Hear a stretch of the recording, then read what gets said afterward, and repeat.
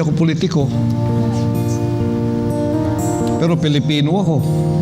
Dapat tayo magkaisa sa interes ng ating bansa, sa interes ng ating mga pamayanan at nating pamilya, sa interes ng ating mga kabataan, interes ng aking bayan, kami ay mawala sa poverty. Number 1. Number 2, mapayapa ang ating pamayanan.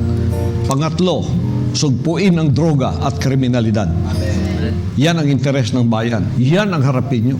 Yan ang interes ng bayang Pilipinas. Yan ang aking pamumunuan. Yan ang aking misyon. Yan ang gusto nilang gawin ko. Yan ang gagawin ko.